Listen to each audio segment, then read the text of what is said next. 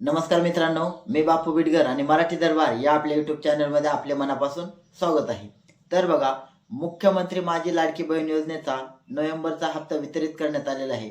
त्यानंतर बघा, दिनांक 13 जानेवारी 2026 रोजी दिनांक 13 जानेवारी 2026 रोजी डिसेंबर महिन्याचा देखील हप्ता पात्र लाभार्थी महिलांच्या खात्यावरती जमा झालेला आहे. आता बघा, यामध्ये बऱ्याच महिलांना हा प्रश्न पडतो की आम्ही तर ई-के-वाय-सी ची प्रक्रिया अगदी बरोबर पूर्ण केलेली होती, परंतु तरी देखील आम्हाला हप्ता न येण्याचं कारण काय? तर बघा, अशा ज्या काही 8 ते 10 गोष्टी आहेत की ज्याच्यामुळे तुम्हाला हप्ता पडला नसेल, त्याची हीच कारण असू शकतं आणि याच्यातलं 100% एक कोणतं तरी कारण असू शकतं आणि त्या संबंधित आज आपण चर्चा करणार आहोत. तर बघा, तुमची आता याच्यामध्ये आपण हे समजून घेतलं पाहिजे की ज्या महिलांनी ई-के-वाय-सी केली नसेल त्या महिलांचा हप्ता येणार नाही. आता याच्यामध्ये बघा, मुख्यमंत्री माझी लाडकी बहीण योजनेची ई-के-वाय-सी करण्याची जी काय अंतिम दिनांक होती, ती होती 31 डिसेंबर 2025. आता यानंतर मुदत वाढेल की नाही असा बऱ्याच जणांमध्ये संभ्रम होता, परंतु शासनाने याच्यामध्ये कोणत्याही प्रकारची तारीख नवीन दिलेली नाही आणि 31 डिसेंबर 2025 पर्यंत ज्या महिलांनी ई-के-वाय-सी केली त्याच महिलांना हा हप्ता जमा झालेला आहे. ज्यांनी ई-के-वाय-सी प्रक्रिया पूर्ण केलेली नाही त्यांना या हप्त्याचं वितरण केलं गेलेलं नाही. त्यानंतर बघा, बऱ्याच महिलांनी काय केलेलं होतं की आपलं जे आधार आहे त्या आधारमध्ये काही बदल करून, म्हणजे एखाद्या कॉम्प्युटरवर आधारमध्ये स्वतः बदल करून, नाव असेल किंवा नावात शक्यतो बदल करत नाही, तर याच्यामध्ये जन्मतारखेमध्ये बदल करून बऱ्याच महिलांनी याचा लाभ घेतलेला होता. आणि ज्या वेळेस ई-के-वाय-सी ची पडताळणी झाली त्यावेळेस अशा महिलांचं जे काही खरं आधार कार्ड असतं त्यांच्या वयानुसार जे काही अपात्र होते परंतु चुकीचं त्याच्यामध्ये वयामध्ये बदल करून पात्र झालेले होते, तर अशा महिलांचा सुद्धा लाभ बंद झालेला आहे. त्यानंतर बघा, याच्यामध्ये एक अट होती की उत्पन्नाची मर्यादा. आता 2.5 लाखाच्या पुढे बऱ्याच महिलांचं उत्पन्न होतं, परंतु ते सुद्धा अर्ज पात्र करण्यात आलेले होते. परंतु आता ई-के-वाय-सी प्रक्रिया पूर्ण झाल्यानंतर असे जे आता तुमचं जे आधार आहे ते पॅन कार्डला लिंक असतं, त्याच्यामुळे तुमचा आयकर विभागाचा सुद्धा डाटा हा या ई-के-वाय-सी मुळे प्राप्त झालेला आहे आणि त्याच्यामुळे सुद्धा ज्यांचं 2.5 लाखाच्या वरती उत्पन्न होतं अशा महिलांचं देखील लाभ बंद झालेला आहे. त्याच्यामध्ये बघा, बरेच एकाच कुटुंबामध्ये 2 पेक्षा जास्त विवाहित महिला असतील किंवा अविवाहित महिला असतील त्या लाभ घेत होत्या. तर ज्या कुटुंबामध्ये एक अविवाहित आणि एक अविवाहित, म्हणजे एक लग्न झालेली आणि एक बिगर लग्न झालेली, म्हणजे अशा प्रकारचीच पात्रता होती.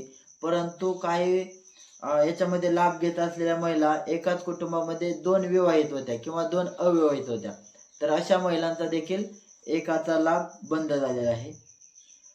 त्यानंतर बघा, बऱ्याच महिलांचे पात्र असून देखील अपात्र झालेले आहेत. आता याचं उदाहरण म्हणून आपण पाहायचं झालं तर बघा, समजा लाडकी बहीण योजना सुरू झाली आणि सुरू झाल्यानंतर त्यांनी ई-के-वाय-सी म्हणजे त्यांनी जे अर्ज भरला तो वडिलांच्या नावाने भरला आणि ज्यावेळेस के-वाय-सी ची प्रक्रिया आली तर त्याच्यामध्ये के-वाय-सी त्यांनी लग्न झाल्यानंतर पतीचं नाव जोडलेलं होतं.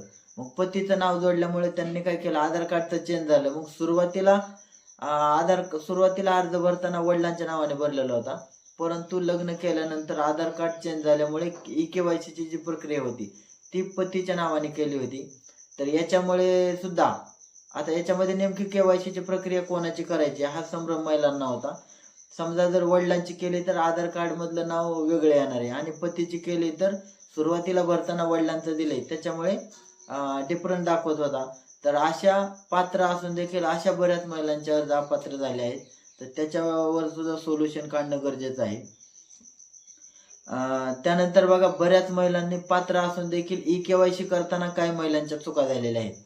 तर ई-के-वाय-सी करताना ज्यांच्या चुका झालेल्या असतील त्यांना एकदा दुरुस्ती करायचा अधिकार होता, परंतु नंतर जर चुका झालेल्या असतील तर त्या चुकांना दुरुस्ती करण्याचा सध्या तरी कोणता पर्याय नाही. त्याच्यामुळे अशा महिलांच्या सुद्धा बरेच लाभ अडकलेले आहेत. त्यानंतर बघा, ज्या महिलांना 65, आता याची 21 ते 65 वयोमर्यादा आहे, तर ज्या महिलांना 65 वर्ष पूर्ण झालेले आहेत तर अशा महिलांचे लाभ हळूहळू टप्प्याटप्प्याने, म्हणजे ज्यांचं पूर्ण झालेले आहे त्यांचे लाभ बंद झालेले आहेत. त्यानंतर बघा, जर तुम्ही आयकर भरत असाल किंवा इन्कम टॅक्स भरत असाल तर त्याची सुद्धा या ई-के-वाय-सी मुळे आता पडताळणी झालेली आहे. किंवा एखादं 4 चाकी वाहन असेल तर तुमचा ई-के-वाय-सी मुळे सर्व डाटा, जो काही खरा डाटा आहे, जो काही रिअल डाटा आहे, तो आता संबंधित महिला आणि बालविकास विभागाला भेटलेला आहे. आणि त्याच्यामुळे त्यांच्या नियमात जे काही बसतील तर तेवढेच अर्ज पात्र झालेले आहेत, बाकीचे अपात्र झालेले आहेत. लक्षात ठेवा, 31 डिसेंबर 2025 ही ई-के-वाय-सी करायची अंतिम मुदत होती. याच्यामध्ये सध्या तरी कोणतीही वाढ झालेली नाही.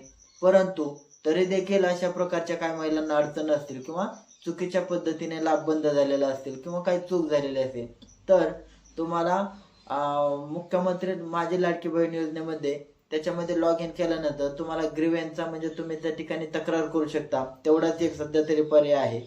किंवा याला दुसरा पर्याय म्हणजे तुम्ही तुमचं जे तालुक्याचं महिला आणि बालविकास विभागाचं जे काही ऑफिस आहे त्या ठिकाणी जाऊन तुम्ही त्या ठिकाणी विचारणा करू शकता. सध्या तरी ऑनलाईनचा असा कोणताही त्यांचं जे पोर्टल आहे किंवा ॲप आहे त्याच्यावरती सध्या तरी यासंबंधी कोणतीही अपडेट नाही. याच्याविषयी अजून काय अपडेट आली तर ते आम्ही तुमच्यापर्यंत नक्की पोहोचवण्याचा प्रयत्न करू. धन्यवाद.